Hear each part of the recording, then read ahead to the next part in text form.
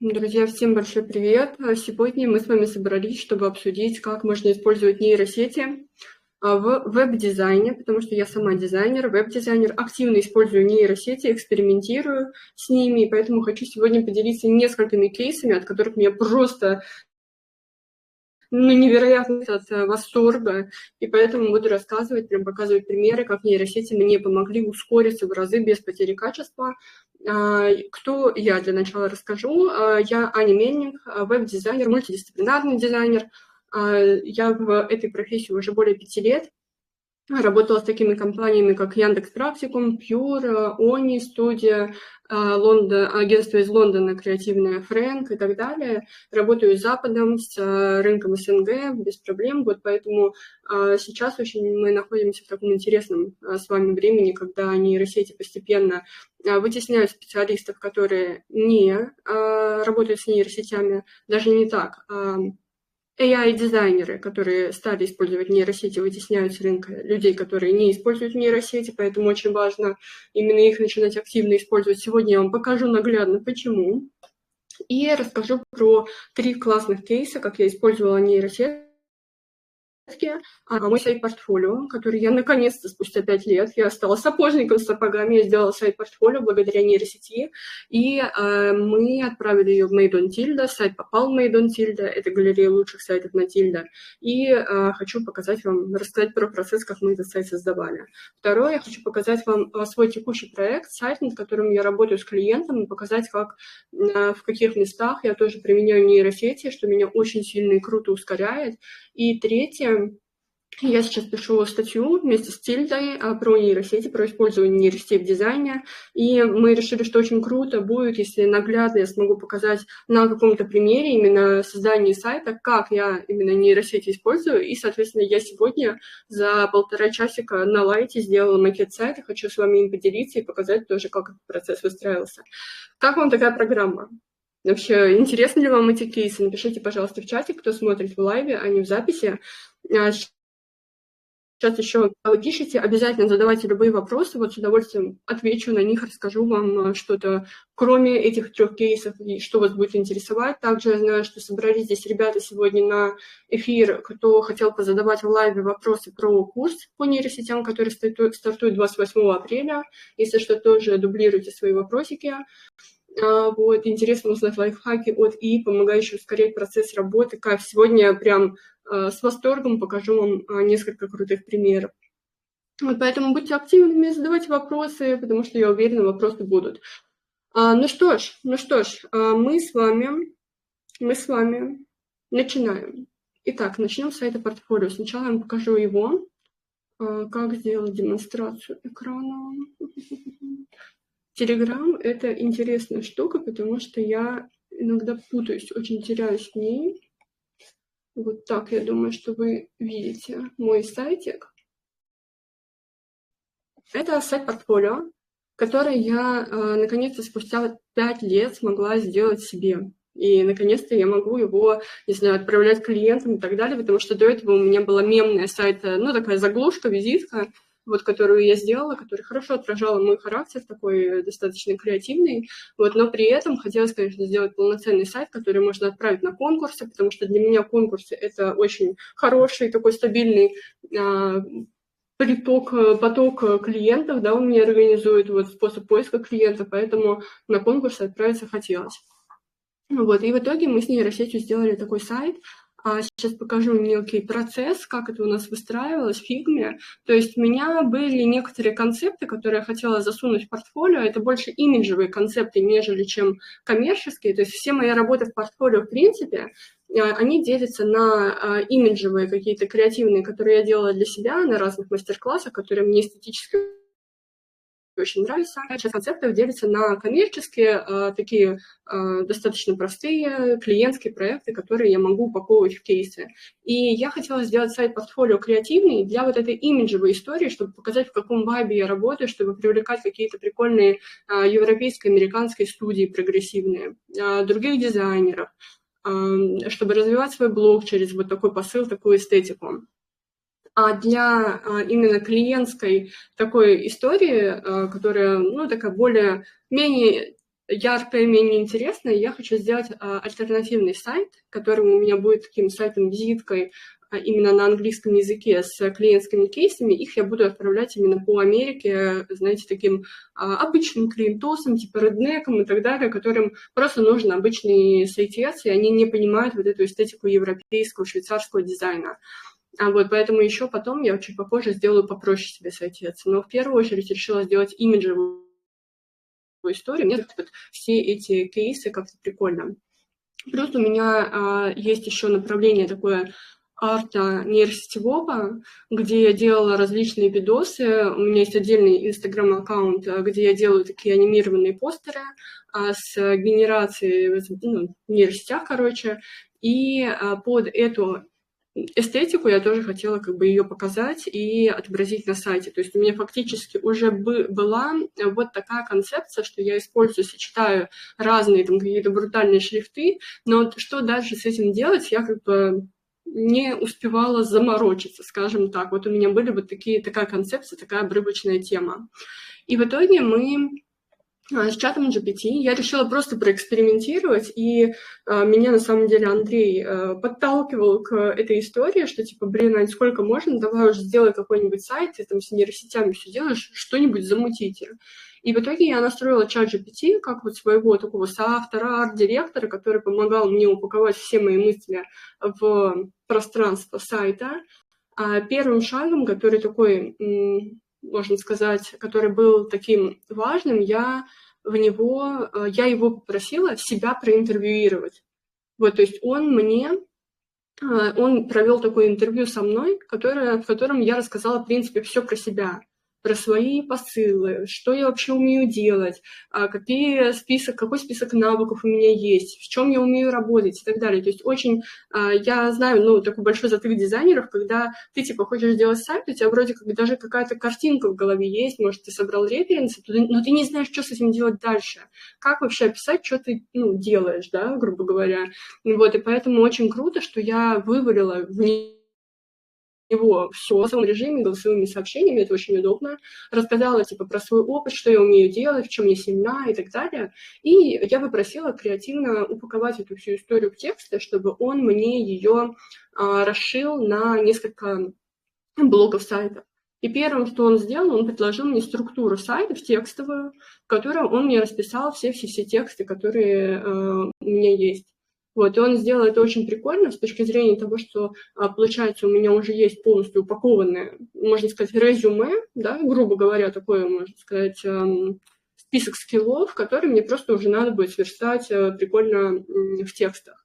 Вот, поэтому, если вы не знаете, что вообще на сайте портфолио рассказать про себя, то используйте чат GPT именно как интервьюера, да, который будет расшивать вас, раскрывать вашу личность, или как это называть, распаковывать, да, вашу личность, и он потом уже очень прикольно эту всю информацию пересоберет под разные блоки в прикольные тексты. И на самом деле, я так смотрю на этот сайт, я прям как мем с Лукашенко, да, когда он говорит: я и пилот, я и переводчик, я и этим был, я и тем был. Выглядит это, может быть, и так, но в натуре, я все это могу сделать. А если какие-то вещи, допустим, окажутся слишком сложными, я знаю, как создать быстро команду, которая это все сделает, которая сделает интернет-магазин, которая сделает приложение и так далее. То есть у меня есть доступ ко всем этим ресурсам, и ко мне можно обращаться по этим запросам. Вот, поэтому у нас получилась очень крутая структура, а текст, вот эта текстовая структура, UX-райтинг, да, вот можно сказать, это уже тоже такая большая часть дела, которую прям очень хочется делегировать кому-то, и вот нейросеть в этом плане на 100% справилась. То есть на этом этапе, когда мы прорабатывали структуру, и когда мы проработали тексты, на этом этапе, получается, я просто рассказала о себе, а все остальное за меня сделали такие тексты. Вот, очень, мне кажется, круто, вот можно расписать всю свою жизнь, вот попробуйте. То есть мы в итоге пришли к тому с нейросетью, что мы разделяем всю мою жизнь, всю мою медийную, да, составляющую и дизайнерскую на 3 части. Это непосредственно дизайн, да, вот это вот раздел дизайна. Далее это раздел нейросетей и моих компетенций в нейросетях. Мы все компетенции вот эти из дизайна и нейросетей зашиваем в такие списки, которые Тут рядышком даются такие более понятные пояснения. Если вдруг клиент не знает, что это такое, что такое чат-боты и так далее, мы здесь, соответственно, даем небольшое пояснение, и в таком образе, в таком виде ему удобно ориентироваться. И третья составляющая – это обучение. Обучение, менторинг, и здесь я рассказываю про нашу школу «Цитадель», в которой мы как раз учим дизайну и нейросетям. Вот, у меня была мысль сделать еще галерею учеников сюда поставить, но я уже решила не заморачиваться и отправить на конкурсы, поэтому оставила блок вот этот с наградами, потому что наша школа является рекордсменом по международным наградам у наших учеников и по попаданиям Made on Tilde, в том числе более 100 попаданий, и я решила прикольно зашить это в такую историю с горизонтальной темой, ну и плюс футер.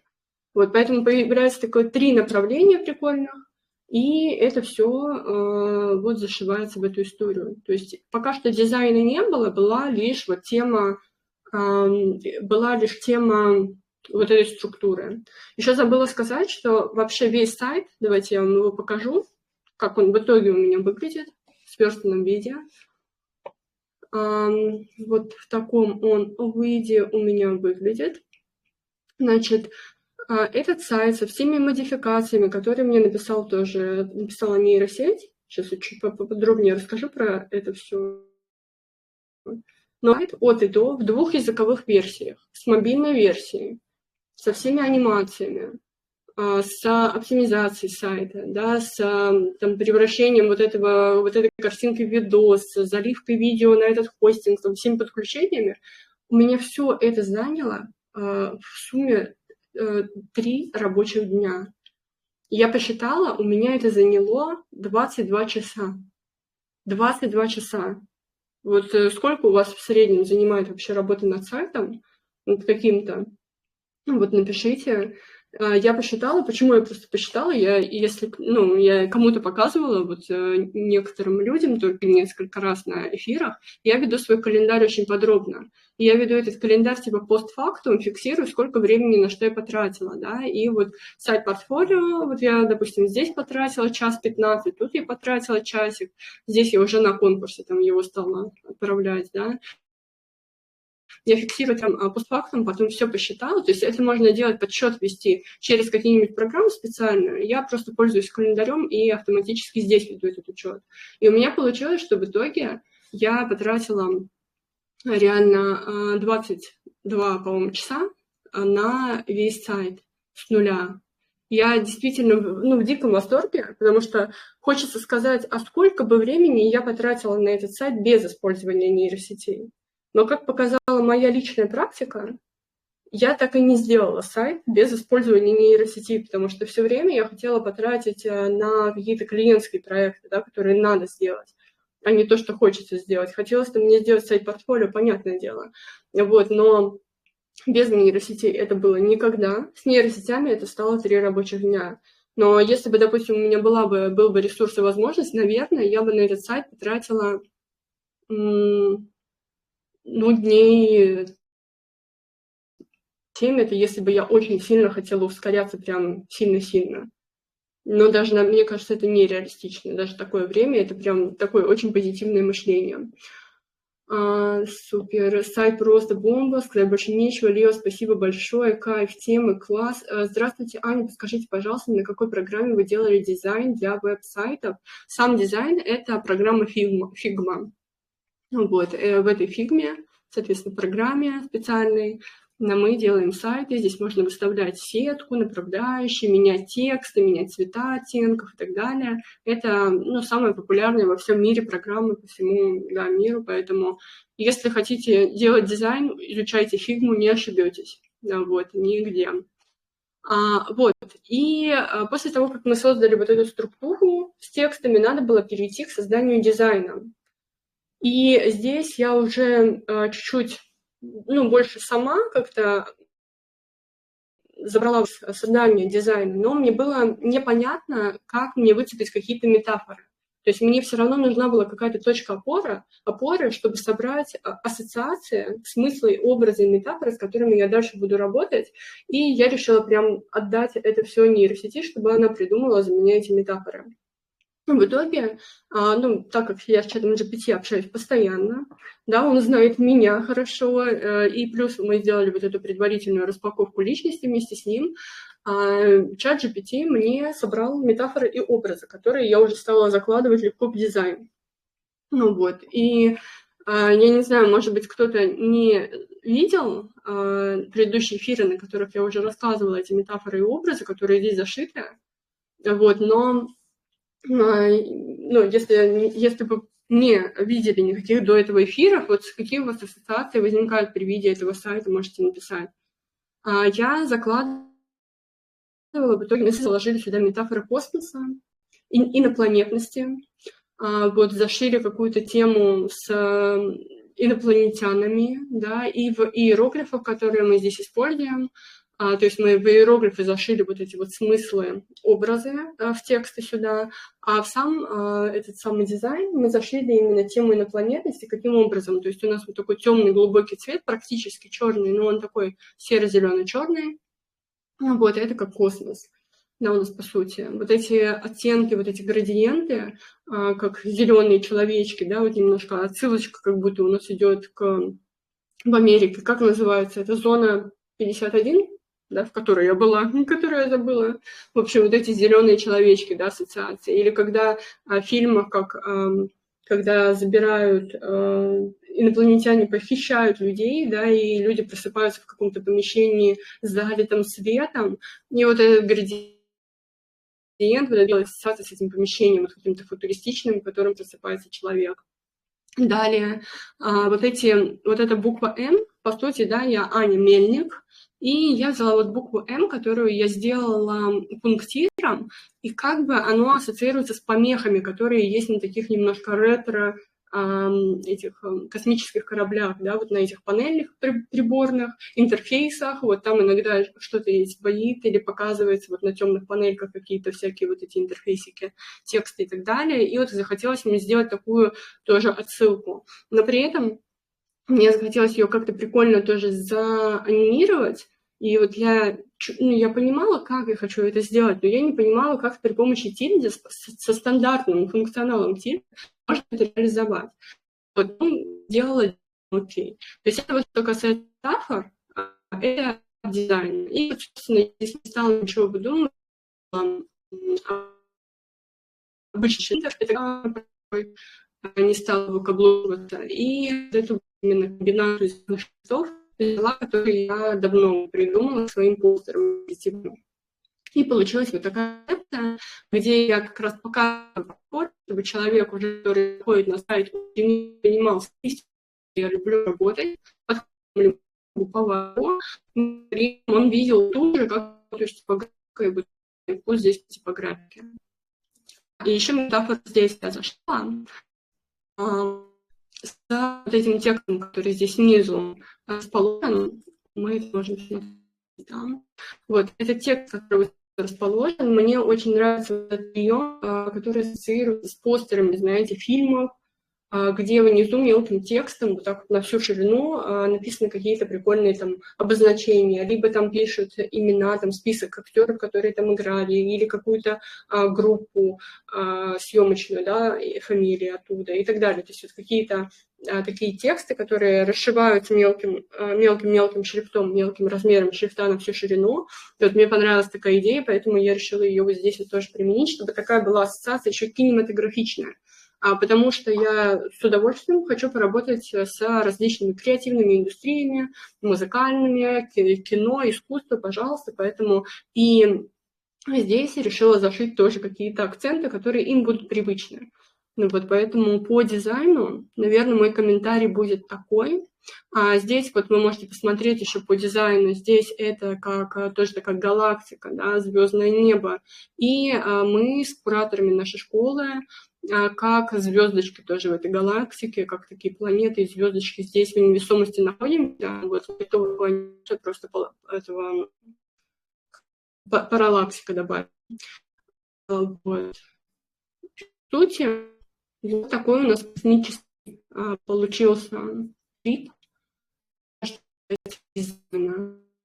У нас будет уже вот расскажу про него, как как метафоры и самореализация через метафоры, через образы. Потому что сайт-портфолио, первый, конечно же, должен нести функциональную суть, да, в себе.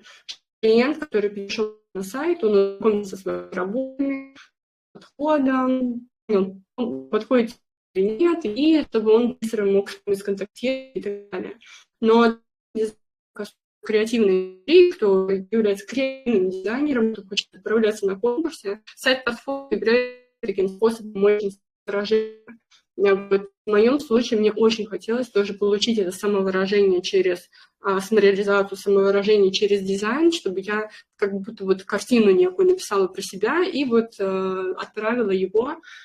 Часть людей будут видеть, считывать эти метафоры, часть не поймет их, оно будет как такой больше пасхалкой здесь находиться и так далее. Вот, поэтому по дизайну такое резюме. И ChatGPT, конечно же, нейросеть может раскрыть вашу личность, вашу суть через вот такой, через такие идеи для дизайна в том числе. А дальше было сложнее, да, потому что нам нужно поверстать, и в процессе верстки, ну, ты переносишь это все на тильду, и там все время возникает затык, когда вы хотите сделать прикольный эффект или какую-то сложную верстку, да, применить уже непосредственно на тильде. И верстать, конечно, пока что еще нужно ручками, еще нейросеть этого не умеет делать за нас. Но вот у меня возникла первый вопрос и первая сложность, это как сделать вот эту панель, зафиксировать. И вроде как в этом нет ничего сложного, потому что это, по сути, зероблок, в котором вот эта плашка, да, она находится на 100% высоты, растягивается, текст прижимается к низу, то есть это в автоскейле сверстано, и здесь просто прозрачный фон у зероблока, вот, а здесь шейпик растянутый черный. И зафиксировать его не так уж и сложно, но когда вы его фиксируете, появляется проблема, что вот эти всякие кнопочки, которые есть на части видимой, они не кликабельны. И поэтому их надо поднимать через этот индекс, в общем, ковыряться с этим. Я, конечно, это все умею делать, можно с этим всем ковыряться, но я просто объяснила задачу чату GPT, и он очень ловко мне это все провернул. Просто я добавляю код на сайт, и все прекрасно работает. То есть фишка была в том, что, по сути, я должна была дать ему ID блока, который вот отвечает за панельку. Я должна была всем кнопочкам на сайте, которые у меня есть, кликабельным элементам присвоить класс определенный, и он делает эту фиксацию, и он все кнопочки поднимает выше по слоям, и они становятся кликабельными. Все, то есть ну, минимум действий от меня, это было очень быстро, круто, и я оказалась в диком восторге. Следующий момент, это вот мне захотелось вот эту букву, которая у меня была на макете, она выглядела вот так, да, мне захотелось ее сделать какой-то прикольной. То есть я примерила такую анимацию, что я думала, что, блин, может быть, сделать вот так, чтобы черточки менялись, да, и была какая прикольная анимация. Но когда я пыталась это анимировать на тильде, получилось сложновато и неприкольно. То есть я такого прикольного эффекта не смогла поймать, как вот от изменения вот этих отрезочков, именно через степ-бай-степ анимацию. И я решила попробовать, напишу-ка я быстренько эффект какой-нибудь, получится ли у меня вообще написать какой-то код, модификацию для этой прикольной штучки. То есть она у меня выгружена как SVG-фигура, я ей присвоила класс, и я попросила ChatGPT написать модификацию, которая будет прикольно ее искажать как-то необычно. Вот, и я получила несколько вариантов эффектов, мы там много сидели, тестировали разных штук, и в итоге я остановилась на этом. Я просто от него в диком восторге, мне он очень нравится. Надо даже, наверное, его заскриншотить и прям добавить сюда на макет, чтобы более четкая версия отображена была. Вот, и такого рода тоже интересные модификации со своими элементами тоже можно сделать при помощи чата GPT. Вот, это круто, я считаю. Офигенная работа, мощный сайт, не только визуал, но и куча клевых решений по анимациям. Для меня реализация эффектов самая сложная часть. В последнее время тильда почему-то даже от одного кода начинает глючить. Пора менять ноут. Но вот это, я тестировала сайт, то есть я его прогоняла потом через Google Speed-тест, чтобы он хорошо, шустро работал, работает он отлично, и вот при всех этих кодах, при том, что я после того, как он мне пишет модификацию, я прошу его оптимизировать код, оптимизировать, ну, типа сжать код, чтобы еще этот код, он был более легким. Вот, сжимать коды можно тоже при помощи чата GPT, чтобы работало шустро. Вот это тоже потрясающий, тоже такой лайфхак, который вы можете делать на своих сайтах и на своих проектах. Егор пишет: Тань, привет, очень крутой сайт получился. Откуда у тебя столько энергии? Егор, привет. Спасибо большое. Не знаю, наверное, от них в том числе, потому что они экономят мой ресурс на рутине, и я могу балдеть от таких результатов. Наверное, из-за этого. Значит, следующий момент. Это, да, эту анимашку мы сделали. Потом мы сделали, да, фиксацию мы сделали. Следующее, что мы сделали, это прелоудеры. И он мне написал такой прелоудер. Это не зероблок. Это не этот самый, это не, как его, какая-то картинка, я не знаю. Здесь вообще ничего. Это сплошной код. То есть он мне написал полностью код, я ему сказала, вот, давай использовать вот цвет, который вот темно-серый у нас есть, вот этот мой зелененький, который мы с ним придумали, выбрали. И он мне просто создал код, который я засунула в блок тесту 23, и это все написано кодом. Причем это корейские символы, иероглифы, и мы корейские иероглифы, мы зашили в них какие-то посылы, связанные с дизайном, артом и с нейросетями, с инопланетностью и космосом. И он зашил эти слова, эту кучу иероглифов, которая появляется, поэтому здесь тоже очень такой насыщенный смыслом, да, вот получается вот этот блок. Я думаю, что корейцы, которые там посмотрят этот сайт, они будут тоже в восторге. Вот, и потом мы попробовали, сначала он мне просто сделал вот этот матричный прелоудер, а потом я попросила, можно сделать так, чтобы типа из падающих иероглифов складывалось типа Аня Мельник. И вот он тоже так и сделал, вот очень прикольно получилось. Я эти коды прелоудеров я все в клуб скинула, поэтому если вы находитесь в нашем клубе Цитадели, то забирайте, попробуйте под себя подстроить. Можно сделать другой цвет, можно сделать другие иероглифы, или вместо иероглифов сделать цифры, можно написать свое туда имя, и вот длительность прелоудера там изменить. В общем, можно все под себя полностью доделать и использовать это как готовую модификацию. Вот. Так что вот такой прелоудер мы сделали. Мы сделали 3 версии. Вот, я выбрала в итоге эту версию. Мне показалась она очень прикольная. Дальше, следующую анимацию, которую мы сделали с чатиком.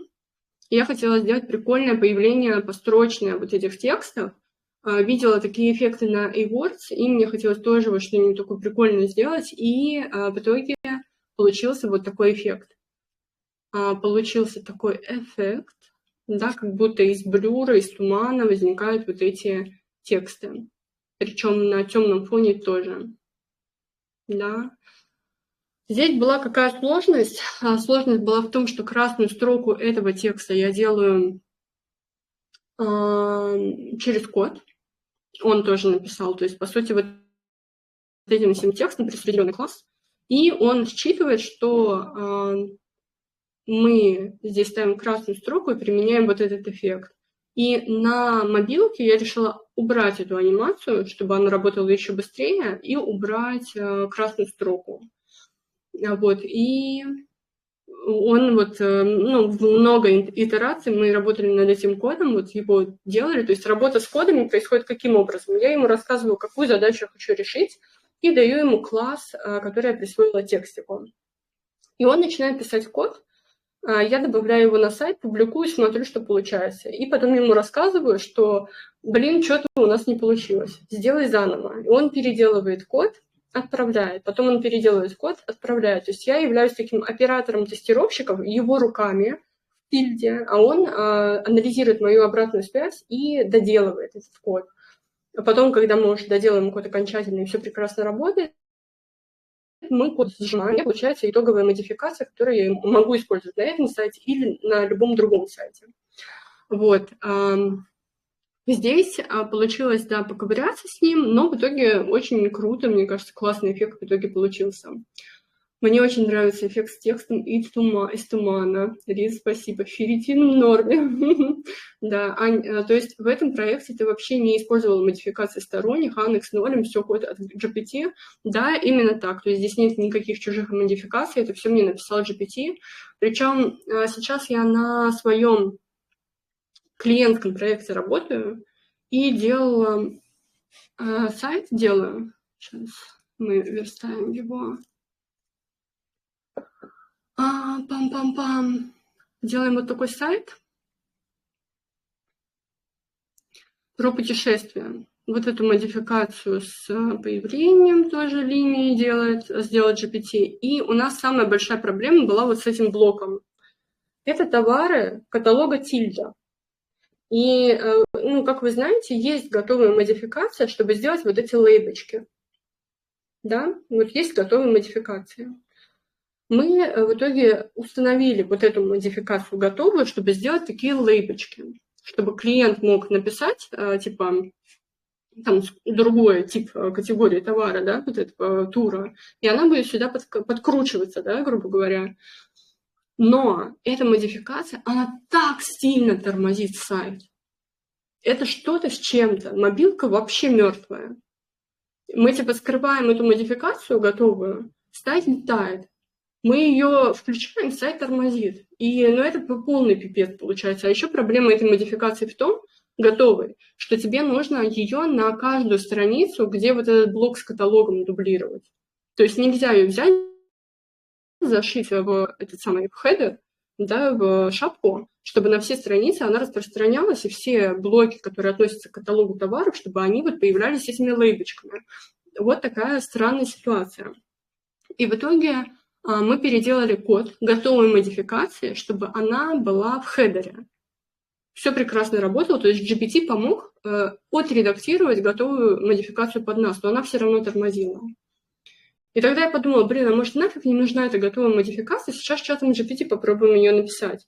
И он сам, получается, берет текст, который мы зашиваем в теге «1 день, запятая, JEP-тур», 2 дня, запятая, JEP-тур. Он забирает эту информацию из этого блока, запятая, получается, разделяет эти две штучки на две отдельные лейбочки, он применяет сюда определенный шрифт, он добавляет вот эту обводку, он в определенных отступах отходит от края и определенный вот здесь выдает расстояние между лейбочками, которые я его попросила сделать, чтобы было прям как на макете. И все супер работает легко и просто. То есть проблема многих готовых модификаций состоит в том, что иногда они плохо написаны, очень тяжело написаны, и сайты реально тупят из-за них. Поэтому сейчас мы живем в такое время, когда проще иногда и самому написать какую-то модификацию, особенно если она не очень сложная. То есть это будет более экологично для твоего проекта. В данном случае это кейс, как реально можно забить на готовые модификации и проще самому написать, и работать будет легче. Еще в готовой модификации, которая была здесь, невозможно было применить этот стиль, надо было вот эти штучки картинками выгружать.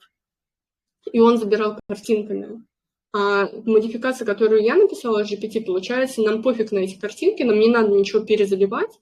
Он просто любой текст, который впишет потом клиент, например, он там придумает другую штучку, он сам может ее написать, и она у него подтянется на карточку товара. Прикиньте, как он, Илон Маск. Мне кажется, это супер возможность. Вот если вы ни разу не пробовали GPT для написания модификации, обязательно попробуйте. Но при этом я знаю, что многие ребята пробуют, и у них не получается, потому что здесь уже вступает в силу важность промпт-инжиниринга, да, чтобы вы умели писать правильно промпт, чтобы нейросеть вас хорошо поняла.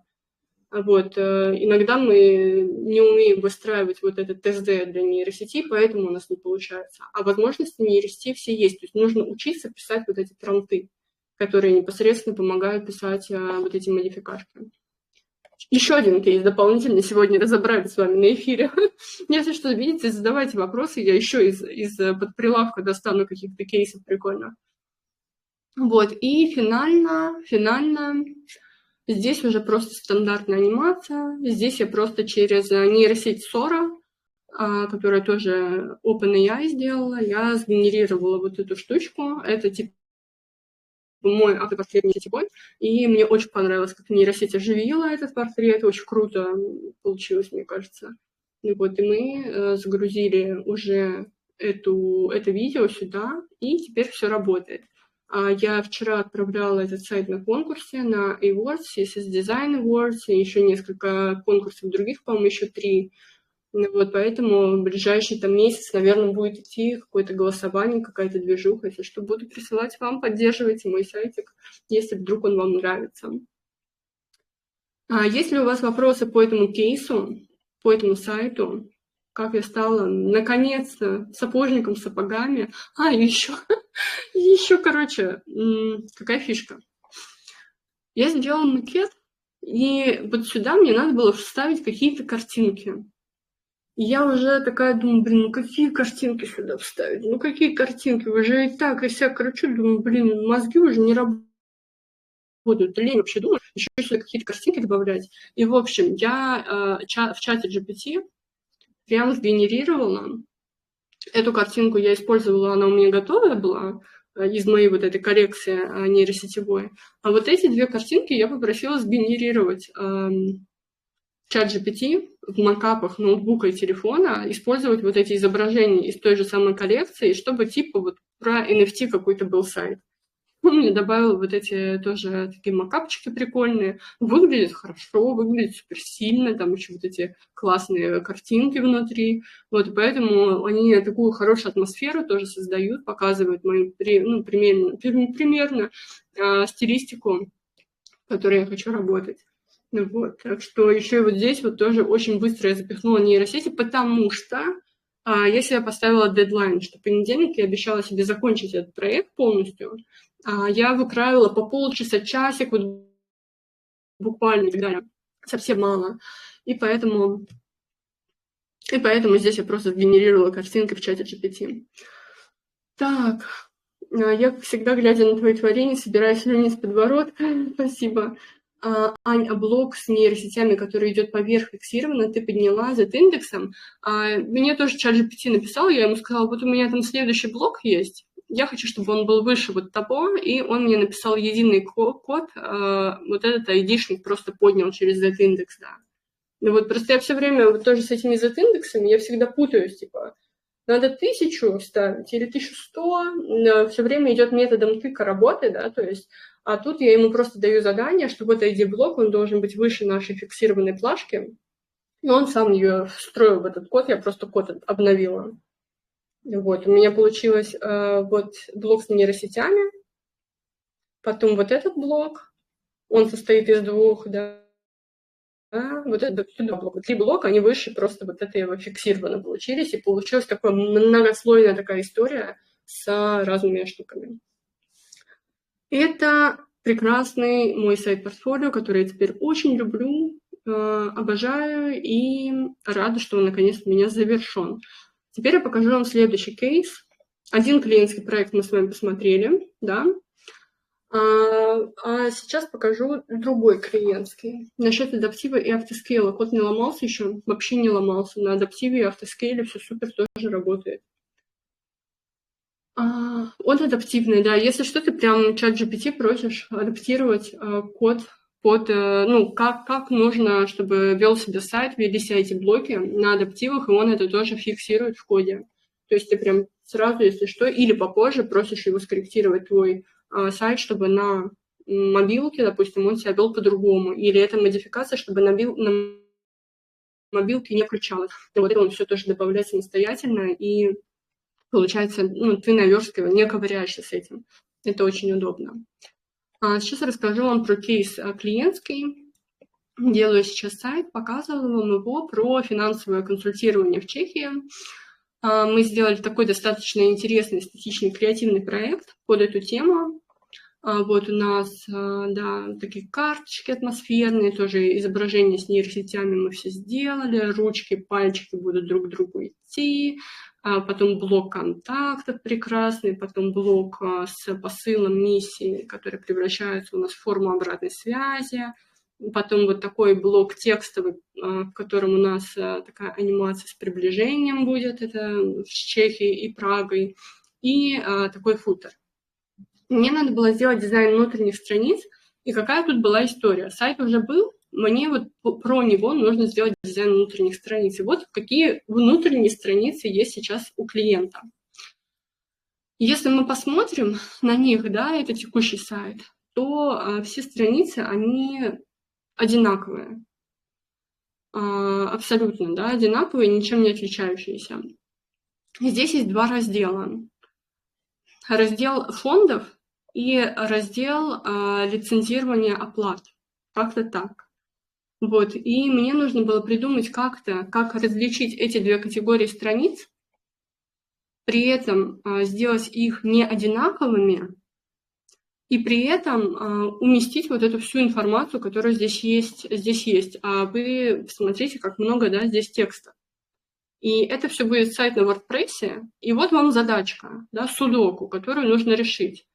Во-первых, какую придумать в условиях того, что дизайн главной страницы у нас готов, какую тут придумать систему, чтобы страницы различались, две категории между собой различались, и уместить вот такое мясо текста, просто массив невероятных текстов на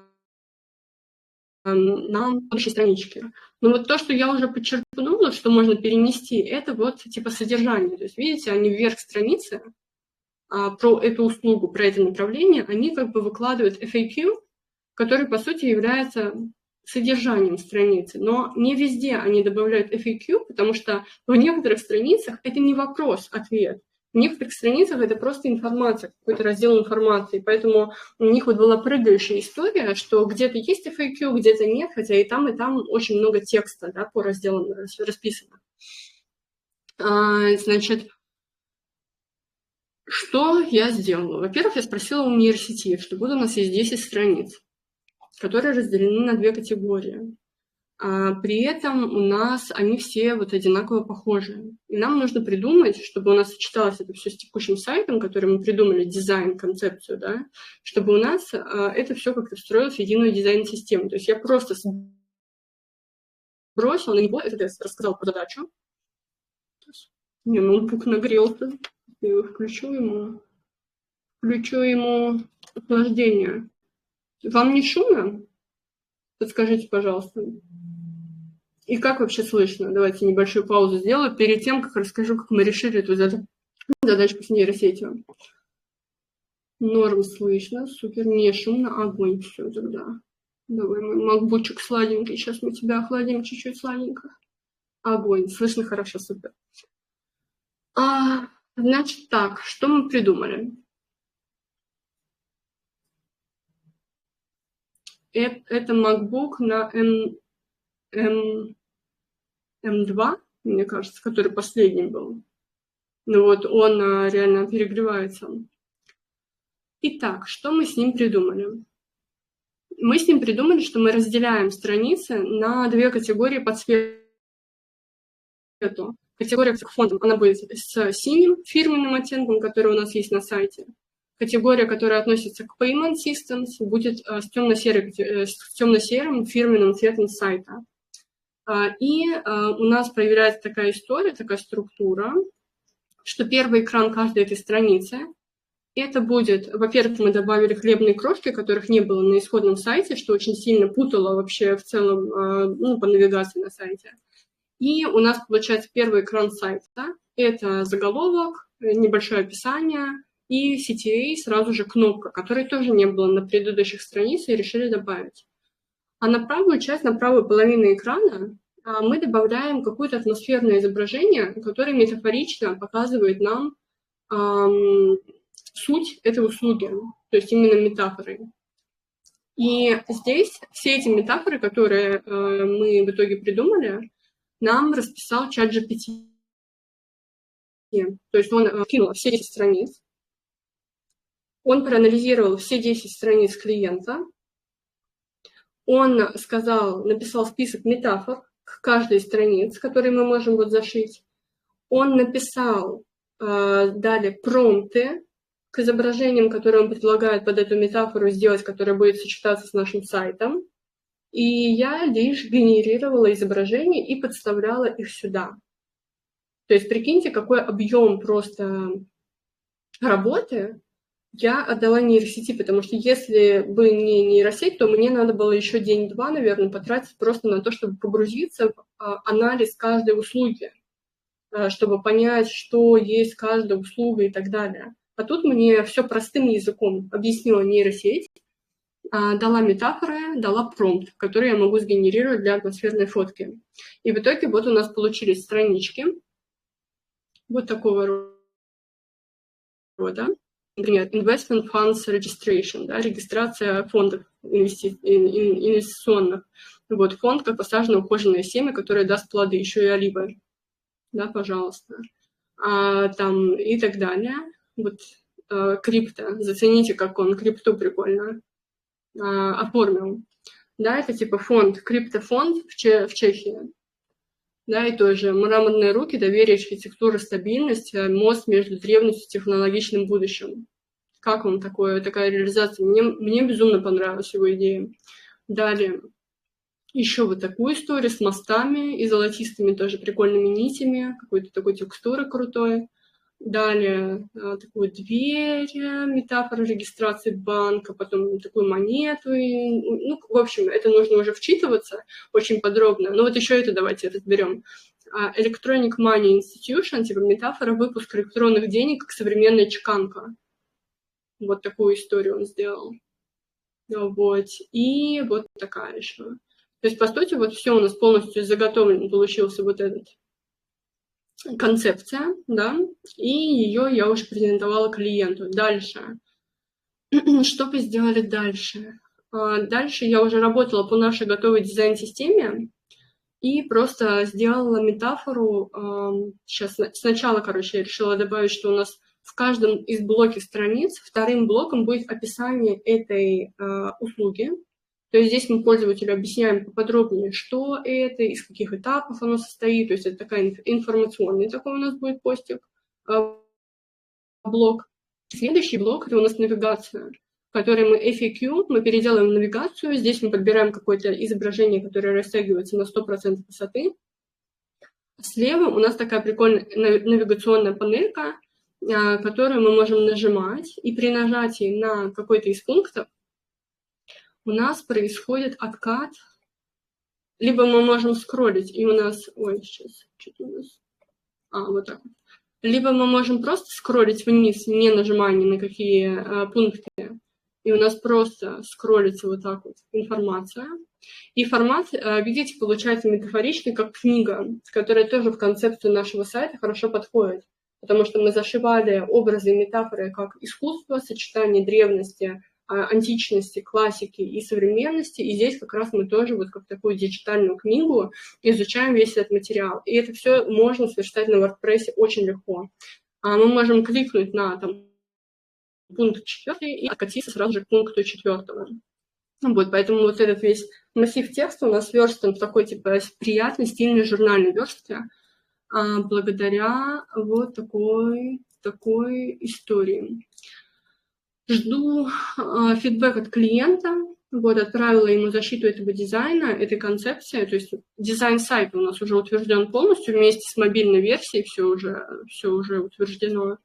А вот эту концепцию я ему отправила вчера и жду от него обратную связь. При этом я учла тот момент, что количество разделов должно вписываться в 100% высоты, да, и я потестировала это на страничке с самым огромным количеством пунктов на странице. То есть у нас все вписывается, все умещается, и даже если клиент захочет еще какие-то пару пунктов потом уже на WordPress добавить, у нас есть запас, и я его, если что, предела, что в таком ключе нужно будет, если что, либо отказываться от какого-то пункта, либо объединять какие-то пункты, либо пытаться переименовать, чтобы из 2 строк 1 строка была, чтобы экономить место. Здесь просто будет такая особенность ради вот этой концепции книжной. И умеет, могет. Так, пам-пам-пам. Как делала это меню, navigation, типа FAQ, стандартный блок. Не поняла, как делала. Это пока что все фигня. Это будет верстаться на WordPress, это не тильда. Да, это не тильда, это будет на WordPress. Вот, но если бы это было бы тильда, то я бы это сверстала в зероблоке. Вот по тому же ровно принципу, как это мы делали здесь. То есть я бы сделала вот эту штучку вот такой панелькой, которая просто у нас бы растягивалась на 100% высоты. Тексты бы прижимались здесь к низу, и все. И при нажатии на штучку, на какой-то пункт, у нас откат шел бы на любую из вот этих разделов. То есть это вообще это очень элементарно просто сделать на тильде. То есть это не сложный абсолютно функционал. Как вам такой проект, такая реализация, такое решение этой задачки? Непростой, я бы сказала, непростой. Здесь еще будет несколько блоков, но я решила ему отправить вот часть, чтобы он мне утвердил концепцию, чтобы потом все не переделывать. Вот, а так надо будет еще придумать вот адаптив дизайн системы вот этого блока. Этот у нас уже готов ВКонтакте. Тексты тоже уже готовы, считайте, и футер тоже уже готов. Думал, там открывается меню снизу с пояснением для каждого пункта вопроса. Нет, здесь ничего не открывается. При нажатии у нас, получается, откат идет на раздел. То есть 0.1 и 0.1 – это одинаковые разделы. Это содержание книги, которое у нас прокручивается в правой части экранчика. Вот. Это что касается этого сайта проекта. И третий кейс, который я хочу вам показать, но по факту он будет у нас уже четвертым, это про статью, которую я сейчас пишу. Вопрос от Ксюши. Ань, привет, а как в мобильной версии такой блок будет выглядеть? Думаю, что я для этого блока, если клиент утвердит, то, соответственно, вот эта вся история, она просто у нас перейдет в адаптивчик, станет адаптивом. А для этого блока я сделаю второй уровень меню. То есть здесь у нас будет шапка, обычная сайта, да, как вот здесь. Ну, просто этот бургер и логотип. А потом у нас еще появится второй уровень меню, вот здесь вот бежевенький, в котором будет написано навигация, navigation, и, может быть, бургер у нас уже есть, может быть, стрелочка, там, или придумаю, чтобы оно не спорило. То есть это будет двухуровневая менюшечка, и здесь при нажатии будет раскрываться вот этот список содержания. Вот этот список раскроется, и можно будет нажать на один из этих пунктов. Думаю, так сделаю. Мне кажется, это вообще самый простой и понятный для пользователя путь будет. Дорого-богато, очень эффектно вышло, спасибо большое. А если бы открывалось меню снизу, сразу под пунктом, то как ты обычно делаешь такой блок на тильде? Стандартный блок какой-то корявый. В зероблоке это можно сделать. Можно сделать микс со стандартным блоком. Вот. Сейчас у нас будет... Мы сейчас будем верстать на сайте, вот, который Лето-тур, да, вот на этом сайте. Мы будем сейчас верстать страничку. Пум-пум-пум-пум-пум. Вот здесь такой будет блок. Вот такой. Мы его, наверное, в Zero будем верстать. Ну, вот как сверстаем, расскажу, как сделаем. Но я думаю, да, в Zero. Да, этот проект уже тоже дизайн утвержден. Сейчас верстаем его. Скоро тоже сдадим, покажем. Такой хороший кейс, вообще супер мощный, насыщенный, наполненный получился. Кстати, вот клиент мне прислал сертификат. Его чисто я в плагин зашила, который в Figma есть плагин. Вот сделала такую страничку сертификата, он был в восторге. Потому что подарочный сертификат такой простенький, но в таком макапчике смотрится гораздо стилёвей. И вот эти пальмочки, хоть во Владивостоке вроде нет пальм, но тем не менее они ассоциацию с отдыхом такую создают прикольную. Поэтому классно смотрится. Угу. Классная цветовая палитра, да, прикольно. Это уже была палитра в их брендбуке. Вот, поэтому чисто адаптировали дизайн под брендбук. Третий кейс, который я вам хочу показать, это курочки. Кто со мной давно знает, что первый мой сайт, который я сделала для клиента на тильде, это был сайт про яйца. Я еще не знала тогда, что такое программа Figma, я его прям сразу же делала на тильде. Вот, и этот логотип сделала я. То есть я тогда вообще не знала ничего про типографику, ничего про какие-то правила, как шрифты комбинировать, как вообще композицию выстраивать на сайте. Вообще ничего не знала. То есть это была супер интуитивная работа. И это был многостраничный сайт для производителя яиц. За 5000 рублей я его продала. Вот у меня был такой первый сайт. Напишите, кстати, в чате, кто за сколько продал свой первый сайт. И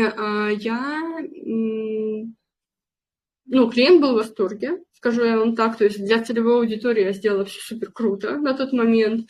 И у меня была вот мысль, что, было бы круто в какой-то момент сделать редизайн этого сайта, как я бы его сделала сейчас.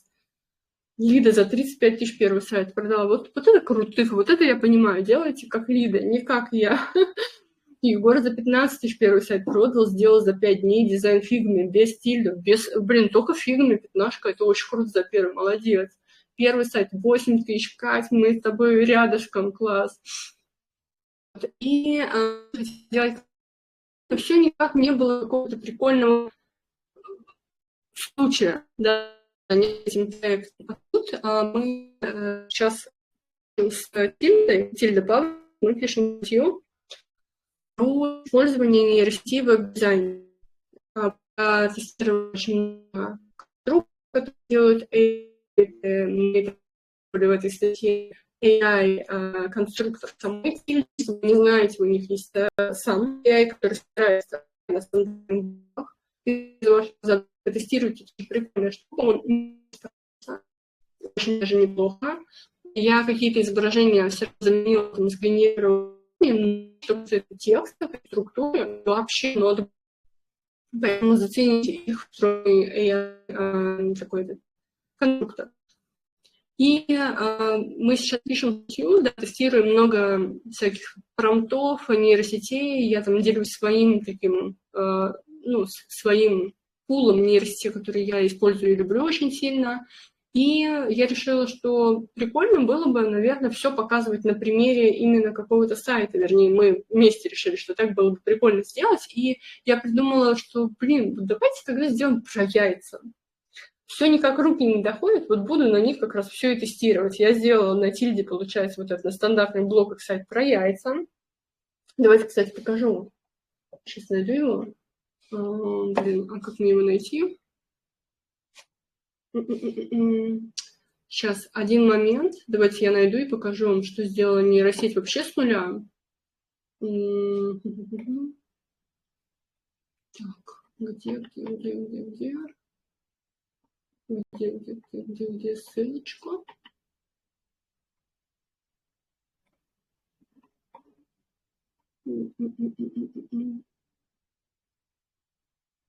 Так. Все, нашла. Так, эта статья, это спойлеры вам показывать не буду. Сейчас найду там ссылочку, которая была на Тильдочку.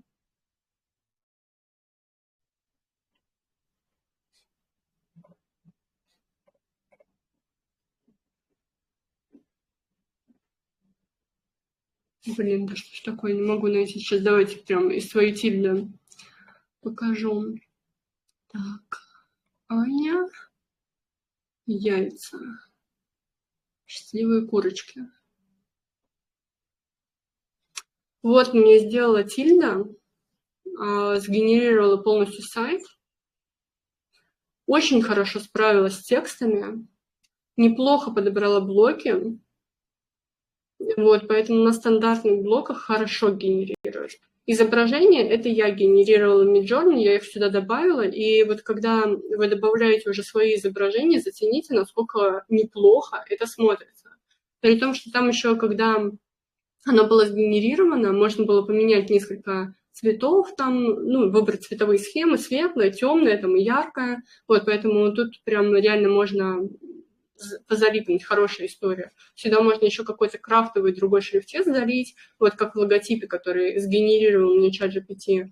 И будет уже даже очень даже стильно смотреться, просто, но стильно, да, лаконично. То есть, если что, например, если к вам приходит какой-то клиент, и он хочет сайт на тильде за 10 тысяч рублей, вы можете сгенерировать его при помощи AI на тильде и просто там сделать хороший визуал, да, изображение подтянуть, там где-то скорректировать тексты, но знаете, если что, вы можете тоже ускоряться на стандартный блок благодаря вот такого AI от тильда. И дальше я на протяжении вот этой статьи, которую мы написали, я тестировала много нейросеток, вот ChatGPT мне предложил такой макет. Это его скетч, который он сделал, он даже, тоже очень даже классно справился. Посмотрите, здесь мне понравилась идея вытянутого шрифта с засечками, понравилась идея такого рукописного шрифта, вот, и я решила его адаптировать, и как раз вместе со всеми идеями, структурой, текстами, логотипом, визуалом и идеями по дизайну, которые мне скажет GPT, я решила собрать это все в макет, и в итоге у меня получился такой макет, который мы сделали в Figma уже. Вот, очень крутые тексты, мне очень понравились. Вот такой макет. Причем все изображения, все промпты генерировал ChatGPT, но я их картинки сам генерировала по этим промптам Midjourney. Круто справился. И для каталога товаров он очень классно собрал вот эту информацию, потому что я бы выдумывала это из головы очень долго. Вот, и он, соответственно, мне придумал вот эти все тексты прекрасным образом. Я просто это в автолояуте уже в карточку сверстала аккуратно. Вот, и такой финальный посыл. Как вам такой сайтец? На него у меня ушло 1,5 часа. Если, получается, мы сравниваем, да, вот здесь, на мой сайт, портфолио, да, ушло 3 рабочих дня с учетом верстки, написания модификаций, второй страницы языковой и так далее. Тут у меня 3 рабочих дня ушло. Здесь на такой макет мне ушло всего лишь 1,5-2 часа. 1,5 часа, прошу прощения. Вот поэтому, мне кажется, это очень круто. Так, Лида перепутала так. За 8 все-таки. Остальное доплатили за иконки, которые им нагенерила в векторе. Прикольно. Неплохой получился сайт, особенно для начала, но все дизайнеры скоро пойдут на завод. Про нейросетевую тильду, да? Ну вот смотри, просто тут получается, что все равно без арт-дирекшена, не получается сделать классный сайт. То есть я пыталась представить ситуацию, при которой человек, который не имеет вкуса в дизайне и насмотренности, делает сайт при помощи нейросети, и это очень сложно представить пока что в реальности, вообще очень сложно. То есть в любом случае дизайнер, он просто становится AI таким директором, арт-директором, AI-дизайнером, который просто делает сайт не 7 дней, а 2 дня. Не 2 недели, а неделю, а может еще меньше. Да, то есть, по сути, надо просто понимать, что сокращается срок реализации. И, соответственно, вы можете делать гораздо быстрее сайты, зарабатывать таким образом больше, потому что вы можете реально тупо взять в месяц не 2 сайта, а взять, 7 сайтов и суперкачественно их обслужить. Да, по 2 сайта в неделю, допустим, фигачить одностраничника, почему нет? Какой шрифт? WES. Вот такой шрифтец. Поэтому меня действительно невероятным образом вдохновляют возможности, которые перед нами открываются сейчас, потому что сейчас не надо ковыряться в рутине, в каком-то сложном анализе, пытаться самостоятельно погрузиться в какую-то тему. Сейчас ChatGPT в очень удобном виде, простым языком вас погружает в тему сайта, накидывает вам крутые образы и метафоры, подсказывает, как это можно графически классно реализовать, пишет вас потрясающую структуру и невероятно крутые тексты, вот, и помогает вам создавать невероятные эффекты.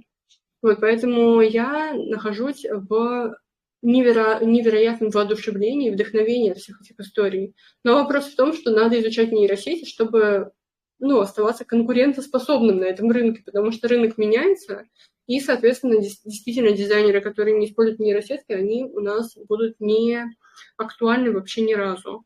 Я уже не раз говорила, что если мы говорим про концепцию моей школы, Цитадель или студии Дофамин, то мы привлекаем на проекты дизайнеров, которые владеют нейросетями, потому что для меня это становится супер невыгодно сейчас работать с дизайнерами, которые работают медленно. Чат может предложить сами шрифты, название Юля, да, для вот этого проекта. Чат предложил мне шрифты, да, для вот этого проекта, вот эту концепцию, шрифты, цветовую палитру. Здесь чат GPT подобрал все. Мне первые экранчики GPT нагенерил так быстро, и я в восторге. Да, то есть он уже хорошо чувствует вот эту веб-дизайнерскую идентику, да, вернее, не идентику, а особенности, да, и поэтому он лучше вот генерирует изображения эти макеты.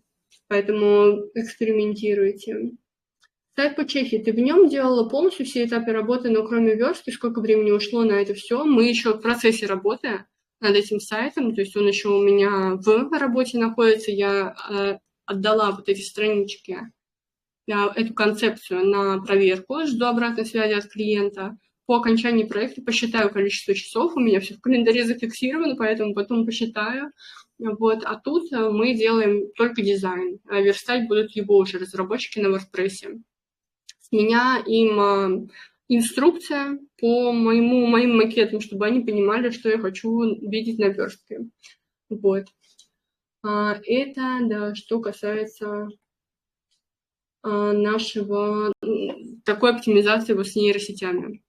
Открыты к вашим вопросам. Как вам такое? Вот можете посмотреть, какой у меня бардак. Тоже немножко фигня. На самом деле бардак, но при этом все структурировано, тем не менее, да. Вот, в итоге мы сделали тоже такую историю с клиентом по шрифтовой палитре, цветовой палитре, вернее, по логотипам. Favicon вот такой, что он прям хорошая система получилась. Вот. Это что касается вот этих кейсов, как реально нейросети очень помогли мне на практике в нескольких последних проектах. Теперь я с каждым новым проектом все больше делегирую нейросети, и все охотнее, потому что ручками уже не хочется работать лишний раз, когда есть такие крутые возможности. И я готова ответить на ваши вопросики, если они у вас появились, по использованию нейросеток в веб-дизайне. Например, может, у вас в целом вопросы по нейросетям, по курсу по нейросетям, который у нас будет 28 апреля. Это AI Expert 2.0, это обновленная программа. И пишите, какие этапы работы нейросетей очень сильно тебе облегчает и сокращает время больше всего. Структуры и тексты. Это 100%, потому что когда ты делаешь структуру и работаешь над текстами, очень долго занимает погружение в тему, очень долго, очень много времени, да, занимает погружение. И анализ целевой аудитории, конкурентов, это все тебе делает GPT, создает структуру, текст, вот это вот все основу, он тебе все это выдает, выплевывает уже готовый, офигенный, качественный, в качественном виде. И моя задача это просто уже использовать инструкции, которые он четко мне дает по дизайну, с учетом того, что будет нравиться целевой аудитории, с учетом образов, ассоциаций, метафор, которые он мне подбирает, цветовых палитр, там, шрифтов, которые он мне подбирает, это все уже протестировать и отработать уже на практике. Вот, то есть фактически он таким является теоретиком, я являюсь практиком. И мы вместе в коллаборации решаем какие-то вот эти все, решаем это все применять. И я уже больше как арт-директор начинаю отсеивать какие-то идеи, которые мне не нравятся, дорабатывать какие-то идеи, в которые мне захотелось углубиться посильнее. Вот, но это действительно вот очень круто. То есть вот этот весь первый этап, он оптимизируется раз по скорости. Да, дизайн, наверное, оптимизируется в 3-5 раз быстрее. Верстка где-то ускоряется в 2 раза, потому что здесь посложнее пока что делегировать нейросети, пока что. А вот этот первый этап, который занимал очень много времени, он прям в десятки раз сокращается. Я так понимаю, такие возможности только у платного GPT. Пробовал на бесплатном, ерунда, получается примитивно все, или промпты не те даю. Жанна, на GPT, я работаю на GPT за $20, который подписка. Изображение генерирует круто скетчи, он на платной версии, но базовый анализ, то есть базово работать там, по анализу структуре и текстам, он и на бесплатной неплохо справляется. Но на платной, конечно же, еще круче, гораздо круче. То есть это такой инструмент, который я бы рекомендовала всем срочно оплатить, если честно, потому что сейчас важно как можно быстрее тестировать возможности нейросетей, потому что они развиваются очень быстро. И очень важно быть в тренде, да, со всеми этими изменениями, потому что очень скоро вот будут навыки, которые мы делали ручным трудом, они будут устаревать. И важно вот оптимизировать, автоматизировать очень много процессов, которые мы в дизайне использовали ранее. Вот. А GPT понимает, что такое тильда, и что код нужно писать именно для тильды, или его нужно для этого как-то сложно настраивать. Ничего сложного, просто в начале, когда вы начинаете с ним взаимодействовать по тильде, ты его настраиваешь как топового дизайнера, верстальщика на тильде. И вот нужно ему задать промпт, настроить его, чтобы он понимал, что такое тильда, зероблоки, стандартный блок, возможности добавления модификаций каких-то и так далее. И настраиваешь его как человека, который умеет писать код, модификации под тильду, и после этого уже ты ему выдаешь задания, во время которых он начинает уже их решать. Очень важно правильно формулировать задания. Вот это самое сложное. То есть научить человека правильно формулировать задания – это самое сложное, по сути, а это ключ к решению. То есть это и есть, по сути, prompt engineering. Да, выдача вот этих ТЗ, заданий нейросети, чтобы она понимала, что вы от нее хотите, и делала это очень быстро и круто. Большинство ребят, они, как я уже ранее вам сказала, они просто бросают на полпути свою модификацию в GPT, потому что им кажется, что с 3-го раза GPT не решил мой вопрос, все фигня какая-то. Вот, и на самом деле нужно найти подход. Некоторые модификации, вот как анимации вот эти построчные, да, которые я вам показывала, мы ее, наверное, итерации 30 сделали, потому что то красная строка не работала, то на мобилке красная строка появлялась, а я попросила отключить, то одно вылезало, то другое, но в итоге очень важно давать ему четкий фидбэк, потому что он как тестировщик, да, он дает вам код, вы его публикуете, смотрите, что не получилось, даете ему обратку, он анализирует это, меняет и так далее. То есть тут прям как будто вы, как арт-директор, над душой стоите у программиста, и вот вместе работаете. И вот и по такому же принципу это и фактически с нейросетью получается. Просто тут нужно еще проявлять чуть больше терпения. Вот. И, очень сложно сказать, что нейросеть не может сделать. Да, проще сказать, что она может сделать, потому что сейчас настолько крутые возможности есть у нейросети, вот и если ее миксовать с тильдой, это просто потрясающе. И, как я уже сказала, коды работают быстро, шустро, круто, в отличие от многих готовых модификаций, которые написаны не очень качественно.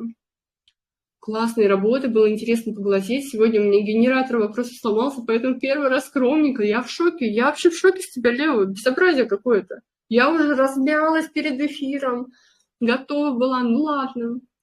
Давала всю инфу по теме сайта, шрифты, референсы, скармливала. Ага, это вот Екатерина отвечает Лео про то, как она сделала в чате GPT прикольные экраны сайта прям. Огонь. Да, и напоминаю, ребятки, что у нас с вами завтра будет розыгрыш на курсе.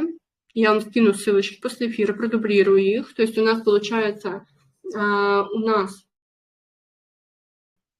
28 числа, 28 апреля, и завтра будет розыгрыш. Скидок до 70% и бонусов в спецкурсах на 234 тысячи рублей. И вы можете сегодня поучаствовать в розыгрыше завтра, потому что мы подводим итоги, поэтому, если что, успевайте. И если что, вы можете сегодня сохранить скидку, зафиксировать за собой 45% на курс. Если вдруг в розыгрыше не победите, сможете хотя бы по скидке потом присоединиться, потому что курс у нас потрясный. Очень крутой, со всеми обновлениями. Будем учитывать и GPT, и Midjourney, и Sora, и другие прикольные нейросети, которые генерируют видосы, которые генерируют цифровые фотосессии, AI-фотосессии аватаров, которые генерируют... AI-фотосессии, давайте покажу, может, кто не видел. Сейчас покажу. Ой, сейчас. Если мне прогрузится, тут так много всего у нас. Диджитация, вот мои новые AI-фотосессии. Да, то есть вы можете генерировать при помощи нейросети очень крутые и прикольные нейросетевые фотографии реально для ваших клиентов, для вас. Вот здесь я решила попробовать сгенерировать себя в космическом таком стиле, чтобы в цвет моего нового сайта подходили вот эти все костюмы. И он еще такие стильные одежды генерирует, просто пипец. Мне очень нравится, какие он подбирает образы, то есть прям, не знаю, если кто-то шьет под заказ одежду, вот, соответственно, это просто невероятная кладезь тоже идей, как можно там нагенерировать прикольных идей для своего мерча там и так далее. И сейчас я еще экспериментировала со всякими стилевыми промптами, тоже прикольно получается, вот, неожиданно какую-то штуку он мне в волосы вплел. То есть очень хорошее качество изображений получается. А вот эти 3D-шки прикольные, это все мне сгенерировал ChatGPT. То есть он еще и как иллюстратор круто работает, без фона прям генерирует всякие классные изображения. Вот. Поэтому всему этому на курсе обязательно научим, все покажем, расскажем, как создавать AI-сотрудников, которые будут забирать работу на себя, которых вы можете продавать своим клиентам, как делать автоматизацию, как делать интеграции с Google таблицами и другими сервисами, чтобы еще сильнее ускорять свою работу. У нас будут мастер-классы, мастер-класс по визуалу, как я буду генерировать изображения в любимых нейросетях, будет мастер-класс по GPT-агенту, буду учить вас создавать GPT-агента для себя или для своего клиента, как угодно. И у нас будет еще там эфир вопрос-ответ, на котором такая консультация на максимальном тарифе, где со мной в Zoom вы сможете позадавать вопросы, и я вас персонально уже буду разбирать ваши кейсы, ваши работы и домашки. И поэтому будет очень много домашек, где вы сможете сгенерировать огромное количество кейсов в портфолио, которые вы положите как AI-дизайнер, как AI-эксперт, вот, и, соответственно, сможете расширить пул своих возможностей, да, услуг, которые вы предоставляете, не ограничиваться дизайном, если вы только дизайнер, или, там, не знаю, маркетингом, если вы только маркетолог, а расширяться в сторону SMM, маркетинга, AI, оптимизации и так далее. GPT, да, все сгенерировал GPT, вот эти все штуки. Офигенно справился, вот просто посмотрите, какая вкуснятина, какое качество изображения. Ну, это же просто шикарно, да? Вот это GPT сделал, прикиньте. И еще можете заценить, в Инстаграме у меня вышел ролик про то, как выглядели бы умершие звезды, если бы они остались живы. Там про Тупака, про Курта Кобейна, про Бодрова и так далее. Ну, может быть, видели. Кто видел, напишите плюсик. Ну, в общем, этот ролик, он не очень сложно его было сделать, но легко, да, то есть это там нейросеть Sora состаривала людей. Сейчас попробую открыть, если у меня Инстаграм здесь работает. Без звука попробую, чтобы вас не пугать.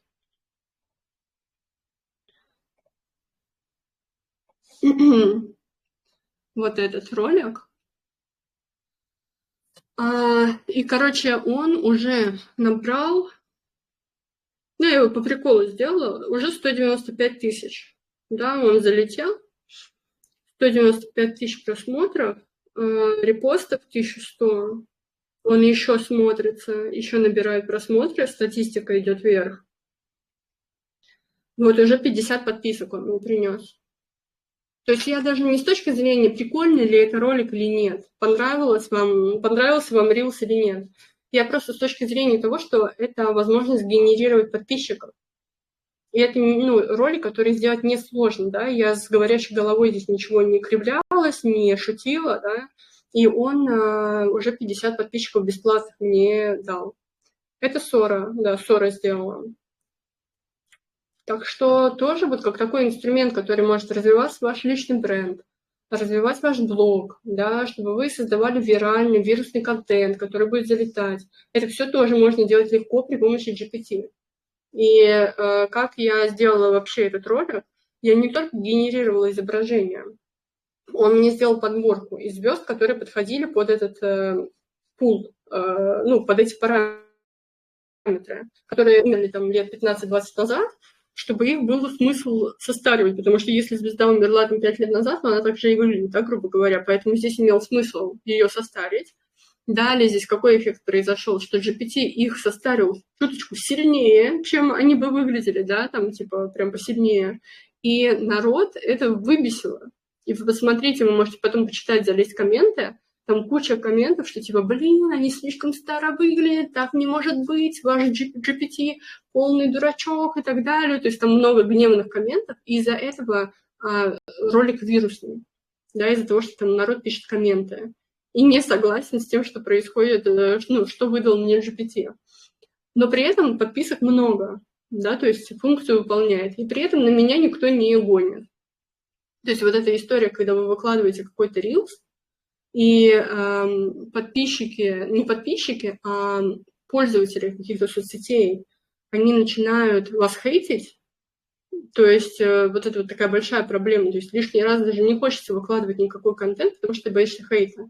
В случаях с нейросетями вы можете вот такой вирусный контент генерировать просто тоннами, при этом никто не будет вас конкретно хейтить. Хейт, если что, он направлен на нейросеть, потому что людям надо кого-то хейтить. Сейчас мы живем в такой среде, в таком обществе, что люди хотят вымещать негатив. Нет проблем. Вот. И для людей, которые переживают, которые не хотят вести блог со своим лицом, допустим, активно, это классное тоже решение нейросетевое. Я уже не говорю про то, что нейросеть может сгенерировать вашего персонального цифрового аватара, который будет записывать рилсы за вас. Это мы тоже разбираем на курсе. И что есть нейросеть, которая берет длинный ролик, какой-то длинный видос, и кромсает его на виральные рилсы. И такое уже есть. Вот, поэтому очень много всего, конечно, хочется вам рассказать, показать, но это уже в наш эфирчик не влезет, уже и так с вами долго сидим. И не отписались, но пока, видимо, не отписались. Пока что статистика и подписки идут вверх. Посмотрим, что дальше будет. То, что отпишется или не отпишется, это уже дело второе. Здесь уже очень важно работать с аудиторией на ее удержание. Это уже другой этап, который тоже можно делегировать нейросети, чтобы они продумывали за вас вот эту концепцию блога, сторителлинга, постов и так далее. Согласна, возможности большие, если научиться правильно пользоваться, сайт-портфолио, а за 3 дня моя несбыточная мечта хотя бы за неделю. Да, Жан, мне кажется, нам нужно какой-нибудь челлендж делать, типа реализовывать с чатом GPT какую-то вещь, на которую откладывали годами, и вот при помощи нее наконец-то делать. Вот, потому что я реально кайфанула, это такой груз, вот, не знаю, встреч такой, когда наконец вот сайт, который я 5 лет откладывала, он наконец реализован, это потрясающее состояние, да, это просто невероятные эмоции, и вот я этому безумно рада. Вот. Ну что, жду еще парочку вопросиков, и думаю, будем с вами закругляться. Спасибо за вашу компанию, за ваше участие. Надеюсь, я вас зарядила на изучение нейросетей, на эксперименты как минимум. Это очень-очень важно. Правильно понимание, что GPT теперь делает реалистичные лица в фотосетах, и сторонние программы не нужны, чтобы править лица, а Лео только знаменитостями. То есть он обучен на знаменитостях, соответственно, их он генерирует круто, меня он сгенерировать не сможет. Поэтому если нужно сгенерировать меня, то мы, получается, используем, допустим, чат GPT плюс замену лица через бесплатный сервис, который я тебе скидывала. Либо мы используем другую нейросеть, нейросети, например, Креа, который мы можем натренировать на свой аватар через несколько фотографий, и оно будет генерировать вот такие картинки. Да, вот как здесь. Или как здесь. Но это через вот тот бесплатный сервис замены лиц просто работает. Вот. Такие дела. Супер. Спасибо, Аня, ребята, за вопросы. Да, ваши вопросы, как всегда, супер, чтобы раскрыть да, тему. Что нужно для такого? Просто скормить пару фоток GPT, а потом уже скормить их по новой и в другой программе для замены лиц? Да, именно так. Сначала в GPT, вот как у нас был кейс, тоже прикольный. Сейчас попробую его найти. Ну, не с лицами, сейчас другой покажу. Вот не знаю, вы видите или нет, я чатик закрыла. Вот здесь, соответственно, нужно было сгенерировать вот эту фотографию, то есть вот этот товар, да, надо было сгенерировать в вот такой фэшн-съемке. И это мы в GPT сделали в Sora. Если бы нам нужно было бы скорректировать лицо модели, то мы просто бы через нейросетку, которая отвечает за замену лиц бесплатную, вот мы бы, соответственно, просто сюда бы добавили чужое, ну, мое лицо, допустим, и эта чувиха была бы с моим лицом. Надо попробовать, смешно будет, я думаю. Вот. Это, если что, мы в клубе разобрали такой кейс. Вот, поэтому, да, GPT плюс какая-то нейросетка, которая заменяет лица уже. Спасибо за эфир, вдохновила. Есть куда стремиться и постигать нейросети. Ну, огонь, я счастлива. Супер. Тогда с вас тестирование нейросетей и эксперименты. Обещайте мне, что будете их изучать. К сожалению, ребят, нет варианта сидите на месте, и вы такой крутой эксперт, и дальше вы будете также, не знаю, пользоваться популярностью, востребованностью. Надо изучать нейросети, чтобы не упустить вот этот момент, когда уже все начнут делать сайты за 2-3 дня крутые, за 1-2 дня, а вы все еще будете сидеть, пыхтеть и делать его 2 недели. То есть, конечно же, клиенты, они будут уходить в сторону дизайнеров, которые работают быстрее. А на такой огромной скорости, сверхскоростях можно и, соответственно, по цене тоже конкуренцию устраивать. Если у вас сайт стоит 100 тысяч, вы его делаете 10 дней, можно его сделать, допустим, за 3 дня, но за 70 тысяч. Да? Поэтому вы в общем объеме вы зарабатываете больше, делаете его быстрее, и конкуренцию очень крутую на рынке, допустим, соблюдаете по уровню вашего типа дизайна, да, вашего уровня дизайна. Ага. Очень нравится последняя сгенерированная фотка, которая в белых тонах. Вот это? И лица в этих фотосессиях ты тоже докручивала уже в другой программе, качество не потерялось или артефакты не появились. Я это сделала в нейросети Креа. Ее я натренировала на своего аватара. Вот она платная. И в ней я уже генерировала, соответственно, изображение. Я Андрею тоже сделала аватар. Вон. Андрею сделала фотосессию. Видите, какая крутая фотосессия у него. Вон какой он качела. Смотрите, какие костюмы топовые. Вообще супер стиль. Зацените рукава, какие стильные. Вот такое. А вот такие костюмчики. Вообще топ. GPT, это не GPT, это, конечно, фэшн, просто супер крутые штуки. Тут еще нужно заменить собачку на макаку, вообще будет шикарно. Да. Вот, так что вот такие фотосеты можно тоже делать. Очень круто получается. Тоже, если у вас нет денег на какую-то фотосессию прикольную, а вы хотите причесать свое портфолио, да, или там сделать ваши соцсети какими-то крутыми, или для сайта портфолио, сделать стильные фотосессии, фотографии, уже не нужно платить там десятки тысяч за какие-то фотосессии, в которых, возможно, вы себе и не понравитесь вообще.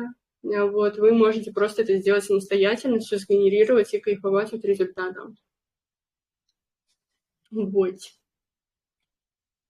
А есть ли возможность наносить логотипы на какие-нибудь предметы с помощью GPT? Да, получалось тоже. Вот, то есть GPT можно, это надо будет посмотреть. Спасибо за эфир, хорошие лица генерируют. Да, вообще супер четко. Андрей был в восторге от себя. Он очень себе понравился. Он прям вообще в диком был в восторге. Хотя Андрей очень этот самый... Ему очень сложно угодить, и здесь он такой, блин, какая тут у меня стрижка крутая, типа, он пошел к парикмахеру с этими фотками и сказал, что, типа, блин, я хочу, чтобы у меня вот такая же прическа была, и в итоге парикмахер ему там что-то подкрутил, сказал, что, типа, теперь будем вот здесь вот так отращивать, чтобы у него вот была сверху такой объем, а по бокам будем там равнять. В общем, это тоже возможность, если, допустим, не для работы, но для себя использовать нейросеть, чтобы примерить какой-то образ, какую-то стрижку, цвет волос, там, длину волос. Если вы не знаете, пойдет ли вам там короткая длина, вы хотите постричься, челка, я не знаю, вот здесь, соответственно, вы можете по полной программе проэкспериментировать, да, с цветом волос и так далее. Вот. Так что, такие дела. Сколько фоток нужно скормить Креа? По-моему, фоток 10 или 5, я не помню. Она там говорит, сколько достаточно или недостаточно. Вот, но какое-то количество, типа 5-10 фоток, по-моему, 20 идеально, потому что она хорошо учится на твоем портрете. И вот, такие дела. Ну что, мои дорогие друзья, спасибо большое за вашу компанию. Я буду пытаться как-то отключить экран. Вроде я отключила экран, если не ошибаюсь. В общем, спасибо большое вам за компанию, за вопросики про нейросети. Изучайте нейросети. К сожалению, назад дороги нет. Уже мы встали на рельсы технического прогресса инновационного. Нейросети борются друг с другом за клиента и тем самым тоже развивать прогресс решения.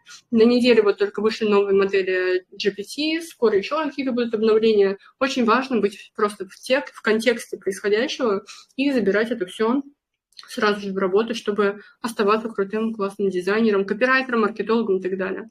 Сорян за удлинитель. Вот, по-другому никак. У меня здесь кондиционер, а у кондиционера короткий шнур. Поэтому вот такой креативный тоже у меня сзади артефакт вылез. Все, всем чао, какао. Хорошего вечера, дня, утра, у кого что. Всем нейросетей.